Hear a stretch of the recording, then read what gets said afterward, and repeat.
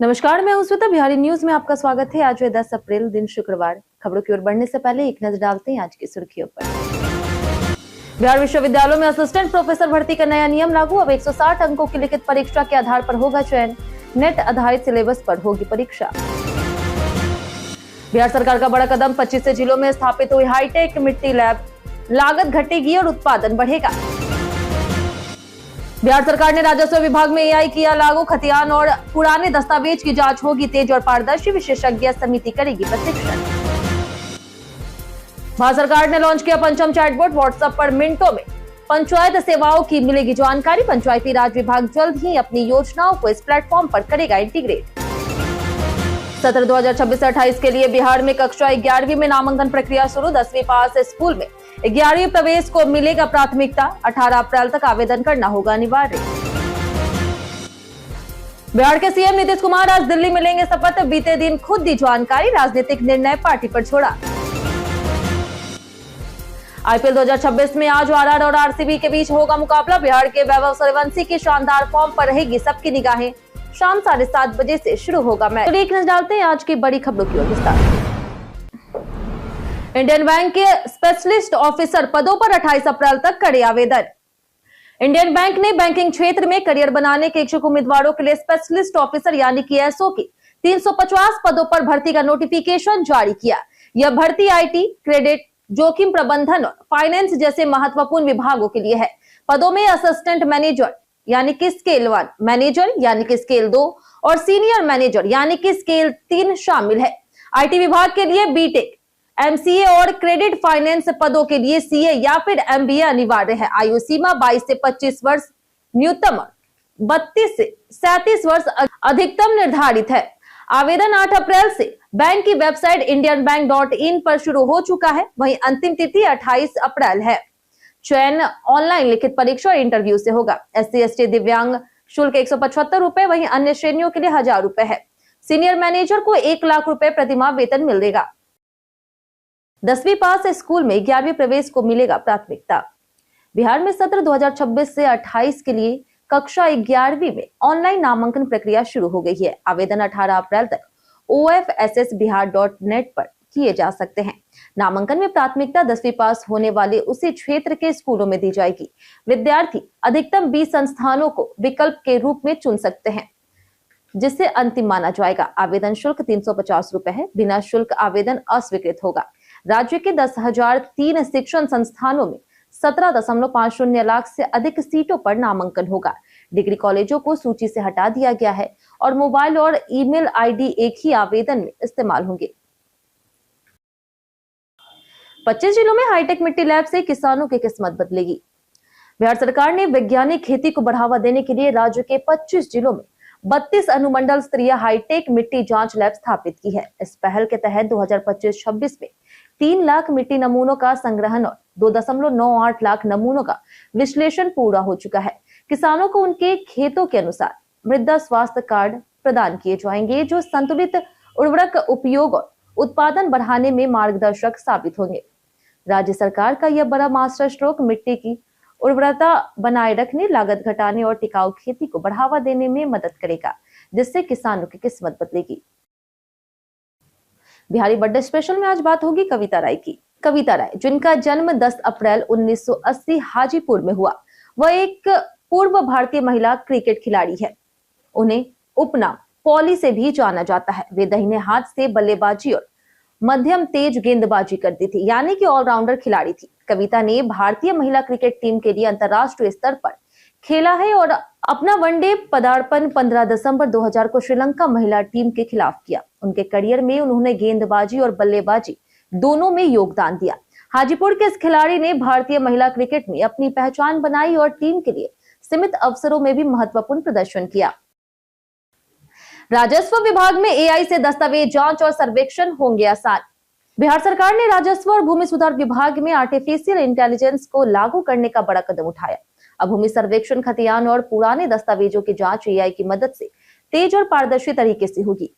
इसके लिए 5 सदस्यीय विशेषज्ञ समिति बनाई गई है, जिसकी अध्यक्षता सचिव जय सिंह करेंगे। समिति में अपर सचिव, उप निदेशक, विशेष कार्य पदाधिकारी और आईटी मैनेजर शामिल हैं। यह टीम विभागीय अधिकारियों को प्रशिक्षण देगी, डेटा विश्लेषण और ऑटोमेशन को लागू करेगी तथा जरूरत पड़ने पर बाहरी तकनीकी विशेषज्ञों की मदद भी लेगी। इससे भूमि सुधार प्रक्रिया और सेवाओं में तेजी आएगी। बिहार में असिस्टेंट प्रोफेसर भर्ती अब लिखित परीक्षा से होगी। बिहार में विश्वविद्यालयों में असिस्टेंट प्रोफेसर भर्ती का नया नियम लागू किया गया। अब चयन मुख्य रूप से 160 अंकों की लिखित परीक्षा के आधार पर होगा। इसके बाद 44 अंकों का साक्षात्कार आयोजित किया जाएगा। भर्ती प्रक्रिया Bihar state university service commission के माध्यम से संचालित होगी और यूजीसी मानकों के अनुरूप तैयार नियमावली के तहत सभी नियुक्तियां होंगी। न्यूनतम आयु 23 और अधिकतम 45 वर्ष तय की गई है। आरक्षण नीति का पालन होगा। परीक्षा नेट आधारित सिलेबस पर होगी। केवल योग्य उम्मीदवार ही शामिल होंगे। इससे चयन में पारदर्शिता और गुणवत्ता बढ़ेगी। पंचम चैटबोट से मिनटों में मिलेगी पंचायत सेवाओं की जानकारी। भारत सरकार ने पंचायत व्यवस्था को पारदर्शी और सुलभ बनाने के लिए पंचम यानी कि पंचायत असिस्टेंट एंड मैसेजिंग नामक व्हाट्सएप आधारित डिजिटल चैटबोट लॉन्च किया।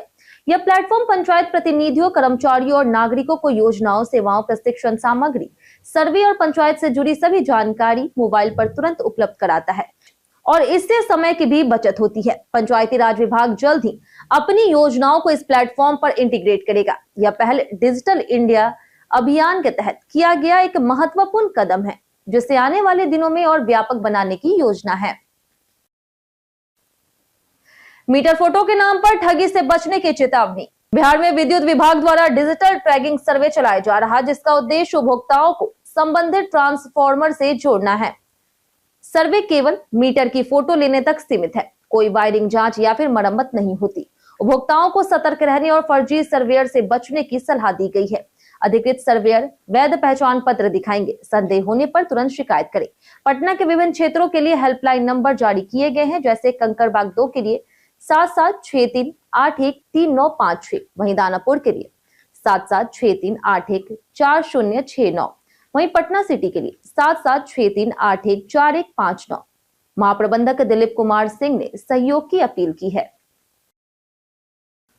बिना जांच और दस्तावेज की अब राशि की मांग नहीं होगी स्वीकार। भवन निर्माण विभाग ने निर्माण योजनाओं के लिए राशि आवंटन में हो रही लापरवाही पर कड़ा रुख अपनाया। विभाग ने स्पष्ट किया कि बिना ठोस जांच और अनुशंसा के फंड की कोई मांग स्वीकार नहीं होगी।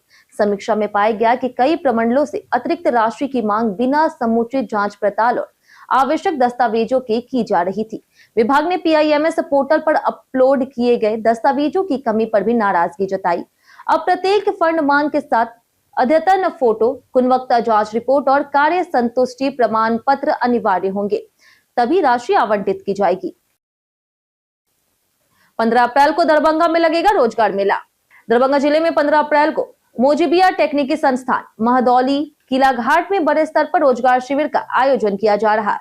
इससे बिहार सरकार के युवा रोजगार और कौशल विकास विभाग के तत्वाधान में अवर प्रादेशिक नियोजनालय आयोजित कर रहा है। शिविर में कुल 100 पदों के लिए इंटरव्यू लिया जाएगा, जिसमें ट्रेनी, लीड, प्रोऑपरेटर, क्वालिटी चेकर और असेंबलर शामिल है। चयनित उम्मीदवार टाटा मोटर्स, MRF टायर्स और विस्टॉन जैसी कंपनियों में काम करेंगे।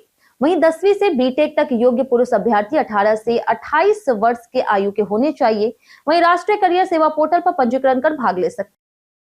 सरकारी क्रय केंद्रों पर मसूर की खरीद आज से होगी शुरू। बिहार में सरकारी क्रय केंद्रों पर मसूर की खरीद आज से शुरू होगी। किसानों को 1 क्विंटल मसूर पर 7,000 रुपए मिलेंगे। सहकारिता विभाग ने खरीद की पूरी तैयारी कर ली है और पैक्स और व्यापार मंडल के माध्यम से खरीद की जाएगी।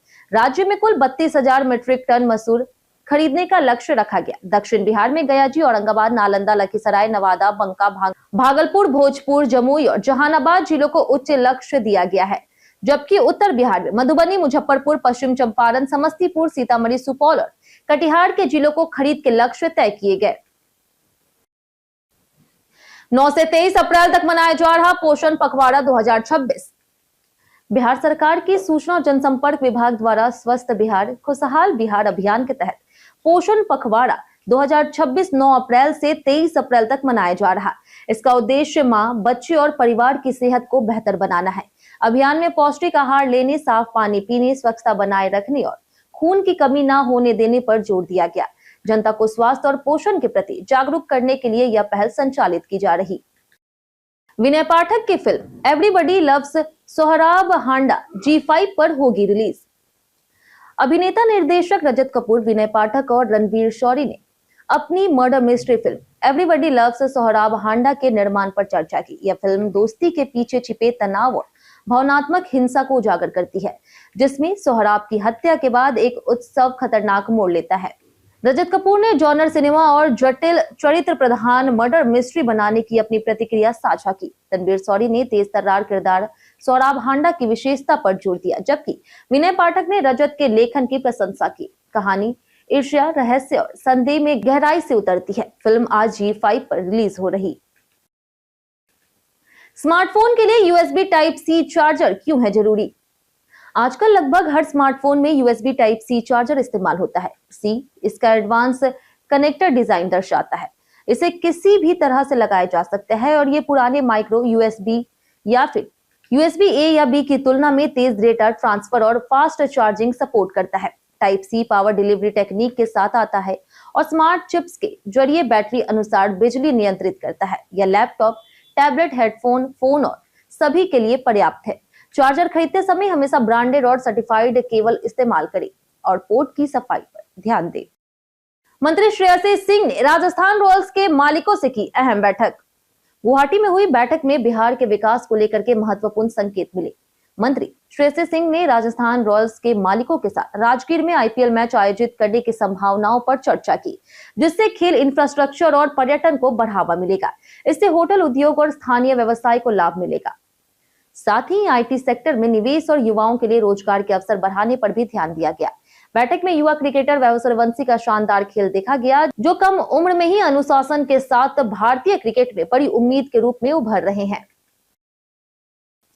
बिहार के वीर जवान राकेश कुमार को दी गई अंतिम विदाई।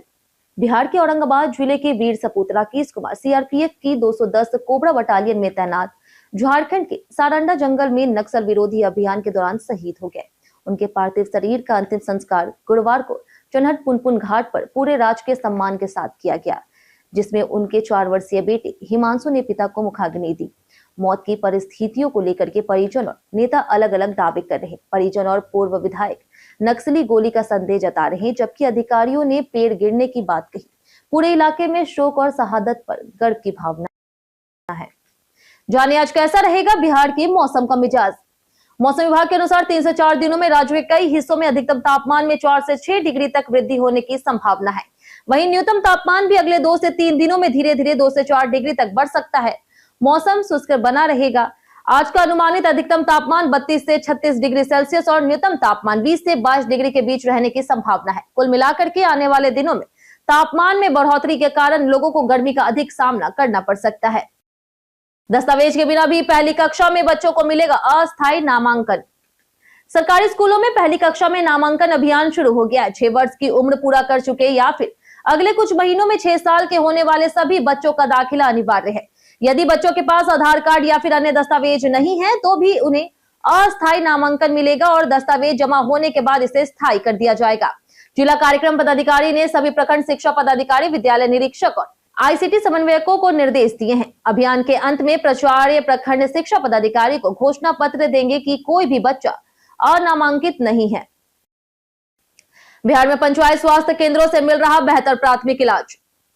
बिहार में लगभग 35% लोग पंचायत स्तर के स्वास्थ्य केंद्रों से प्राथमिक इलाज ले रहे हैं, जिससे जिला अस्पतालों और मेडिकल कॉलेजों पर मरीजों का दबाव कम हुआ। स्वास्थ्य विभाग के अनुसार राज्य में 10,400 स्वास्थ्य उपकेंद्र हैं और 12,380 आयुष्मान आरोग्य मंदिर संचालित है, जो सुदूर इलाकों के लोगों के लिए बेहतर उपयोगी है।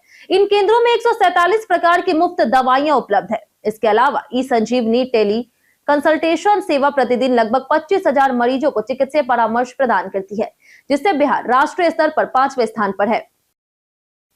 बिहार के CM नीतीश कुमार आज दिल्ली में लेंगे शपथ। बिहार के CM नीतीश कुमार आज दिल्ली में शपथ लेंगे, यह जानकारी उन्होंने स्वयं दी। पटना से दिल्ली पहुंचने के बाद मीडिया से बातचीत में उन्होंने कहा कि अब वे यहीं काम करेंगे। हालांकि पटना आना जाना जारी रहेगा। उन्होंने बिहार में पिछले 20 साल के काम और भविष्य में किए जाने वाले विकास कार्यों का जिक्र किया। वहीं बेटे निशांत कुमार को लेकर के उन्होंने कहा कि पार्टी नेता निर्णय करेंगे। भोजपुर बक्सर MLC रिक्त सीट पर बिहार में 12 मई को होगा उपचुनाव। भारत निर्वाचन आयोग ने बिहार विधान परिषद की भोजपुर बक्सर स्थानीय प्राधिकरण निर्वाचन क्षेत्र की रिक्त सीट पर उपचुनाव की घोषणा की। यह सीट एमएलसी राधा चरण शाह के विधानसभा के लिए निर्वाचित होने के बाद खाली हुई। चुनाव की अधिसूचना 16 अप्रैल को जारी होगी। नामांकन 23 अप्रैल तक, जांच 24 अप्रैल और नाम वापस लेने की अंतिम तिथि 27 अप्रैल है। मतदान 12 मई को होगा और मतगणना 14 मई को होगी। वहीं चुनाव प्रक्रिया 15 मई तक पूरी हो जाएगी। भोजपुर बक्सर में राजनीतिक गतिविधियां तेज हो गई है और विभिन्न दल अपनी राजनीतिक तैयारी कर रहे हैं। तेजस्वी यादव ने टीआरई 4 शिक्षक भर्ती में देरी पर सरकार को घेरा। नेता प्रतिपक्ष तेजस्वी यादव ने शिक्षक भर्ती परीक्षा टीआरई 4 में हो रही देरी को लेकर के बिहार सरकार पर हमला बोला। उन्होंने आरोप लगाया कि एनडीए सरकार जानबूझ करके वैकेंसी में देरी कर रही, जिससे लाखों युवाओं के सपनों पर असर पड़ रहा। तेजस्वी ने अपने कार्यकाल में टीआरई 1 और टीआरई 2 में पारदर्शी नियुक्तियों का रिकॉर्ड याद दिलाया और टीआरई 3 पेपर लीक होने की घटना का जिक्र किया। उन्होंने चेतावनी दी कि बार बार परीक्षा टलने से युवाओं की आयु सीमा खत्म हो रही। उन्होंने सरकार से तत्काल टीआरई 4 वैकेंसी जारी करने की अपील की। आज आरआर वर्सेस आरसीबी मैच में बिहार के वैभव सूर्यवंशी पर रहेगी सभी की निगाहें। आईपीएल 2026 का 16वां मैच राजस्थान रॉयल्स और रॉयल चैलेंजर्स बेंगलुरु के बीच आज गुवाहाटी के बरसापारा क्रिकेट स्टेडियम में खेला जाएगा। राजस्थान की टीम के युवा बिहार के वैभव सूर्यवंशी पर सबकी निगाहें होगी, जिन्होंने इस सीजन शानदार फॉर्म दिखाई है। मैच शाम 7:30 बजे से शुरू होगा और टॉस 7 बजे होगा। टीवी पर स्टार स्पोर्ट्स और डिजिटल प्लेटफॉर्म जियो हॉटस्टार पर लाइव प्रसारण उपलब्ध होगा, जिससे फैंस सीधे घर से मैच का आनंद ले सकते हैं। कई कारणों से दर्ज है भारत के इतिहास में आज की तारीख। 1824 में स्वतंत्रता सेनानी राम सिंह पठानिया का जन्म हुआ, जबकि 1894 में प्रसिद्ध उद्योगपति घनश्याम दास बिरला का जन्म हुआ। 1917 में महात्मा गांधी ने बिहार में चंपारण सत्याग्रह की शुरुआत कर आजादी की लड़ाई को नई दिशा दी। 1928 में परमवीर चक्र विजेता मेजर धन सिंह थापा का जन्म हुआ। खेल जगत में 1954 में हॉकी खिलाड़ी लिलिमा मिंज और 1996 में पैरा एथलीट संदीप चौधरी का जन्म हुआ। वहीं 1995 में पूर्व प्रधानमंत्री मोरारजी देसाई, 2020 में गायिका शांति हीरानंद और 2022 में अभिनेता शिव कुमार सुब्रमण्यम का निधन हुआ। गर्मियों में एसी की कूलिंग खराब होने पर जाने समाधान। गर्मियों में एसी की कूलिंग खराब होने पर अक्सर समस्या कूलिंग कॉइल में होती है। संकेत है हवा चलने के बावजूद ठंडक ना देना, इंडोर यूनिट पर बर्फ जमना, पानी या फिर बदबू का लीक होना, ज्यादा बिजली खपत और धीमा एयर फ्लो। समाधान के लिए कॉइल की सफाई, गैस लीक की मरम्मत या फिर रिफिल और छोटी लीकेज रिपेयर करवाई जा सकती है। यदि कॉइल पूरी तरह से खराब हो जाए तो रिप्लेस करना बेहतर होता है। गैस रिफिल के समय सही टाइप और मात्रा सुनिश्चित करें ताकि एसी सही ढंग से काम करे और ठंडक भी बनी रहे। हम प्रतिदिन आपसे 5 ऐसे जरूरी सवाल उसके जवाब बताएंगे जो कि बीपीएससी, बिहार पुलिस दरोगा समेत एसएससी जैसे अन्य प्रतियोगी परीक्षाओं में काम आएंगे। सवाल इतिहास, बिहार स्पेशल, विज्ञान, करंट अफेयर्स और भूगोल से रहेंगे। पूछे गए 5 सवाल में आपने कितना सही जवाब दिया, ये हमें कमेंट करके जरूर बताएं। हमारा पहला सवाल है, बिहार राज्य दुग्ध सहकारी संघ की स्थापना किस वर्ष हुई थी? ऑप्शन ए है 1980, ऑप्शन बी 1981, ऑप्शन सी है 1982, ऑप्शन डी 1983। इसका सही जवाब है ऑप्शन डी 1983। हमारा दूसरा सवाल है कि बिहार के किस जिले में इलेक्ट्रिक लोकोमोटिव परियोजना शुरू की गई? ऑप्शन ए है पश्चिमी चंपारण, ऑप्शन बी है सारण, ऑप्शन सी है बेगूसराय, ऑप्शन डी मधेपुरा। इसका सही जवाब है ऑप्शन डी मधेपुरा। हमारा तीसरा सवाल कि 2021 के जनगणना के अनुसार बिहार के किस जिले में पुरुषों की साक्षरता दर सबसे अधिक है? ऑप्शन ए है गया जी, ऑप्शन बी है सिवान, ऑप्शन सी है भागलपुर, ऑप्शन डी रोहतास। इसका सही जवाब है ऑप्शन डी रोहतास। हमारा चौथा सवाल है, विलेजेस ऑफ एक्सीलेंस भारत और किस देश के बीच की पहल है? ऑप्शन ए है इंडोनेशिया, ऑप्शन बी है इजराइल, ऑप्शन सी है जापान, ऑप्शन डी रूस। इसका सही जवाब है ऑप्शन बी इजराइल। हमारा आखिरी सवाल है कि अंतरराष्ट्रीय समुद्री संगठन का मुख्यालय कहां स्थित है? ऑप्शन ए है लंदन, ऑप्शन बी है न्यूयॉर्क, ऑप्शन सी है पेरिस, ऑप्शन डी जिनेवा। इसका सही जवाब है ऑप्शन ए लंदन। बीते दिन हमारे द्वारा पूछे गए सवाल का जवाब आप लोगों में से बहुत लोगों ने हमारे कमेंट बॉक्स सेक्शन में लिख कर दिया है। जिन्होंने हमारे द्वारा पूछे गए सवाल का जवाब दिया उनके नाम है गोविंद झा, राकेश मांझी, पंचनन सिंह, अनवर करीम खान, अब्दुल मनान, राम बाबू दास, मनोज भगत, मिंटू सोनी, सनोज कुमार, अनुपसा कुशवाहा, रवि पूजा, सूरज राय, गीता देवी, रमेश कुमार, जितेंद्र ठाकुर, अमरजीत कुमार, प्रदीप पंडित, नौशाद रजा, संजीव कुमार, पंकज राज, राजीव कुमार, रंजय तिवारी, स्वर्णेश्वर कुमार, उपेंद्र मंडल, राजकुमार यादव, नरेंद्र कुमार, नीरज कुमार, नंदन कुमार, बबलू कुमार, रामायण सिंह, संजय कुमार, दयानंद सिंह, रजिया, प्रमीला देवी, ओम कुमार, राजीव कुमार, अंकुश कुमार, संजय कुमार, हरेंद्र सिंह, विजय घायल, सुबोध कुमार, अशोक कुमार, बारूद पटेल, राजकिशोर महतो, साधना देवी, राजवेंद्र ताती, सोनी देवी, राकेश मिश्रा, शुभम कुमार, शिवम कुमार, पुनित कुमार और कृष्ण कतरा। इसी के साथ बढ़ते आज के सवाल की। आज का सवाल है, क्या हम अपने रिश्तों को सोशल मीडिया के लिए नजरअंदाज कर रहे हैं? आप अपना जवाब हमें हमारे कमेंट सेक्शन में लिखकर जरूर बताएं। आज के लिए इतना ही। बिहार की तमाम खबरों के साथ बने रहने के लिए देखते रहे बिहारी न्यूज, और साथ ही अगर आप यूट्यूब चैनल पर देखें, चैनल को सब्सक्राइब कर दें, और अगर आप फेसबुक पेज पर देख रहे हैं तो लाइक और फॉलो जरूर करें।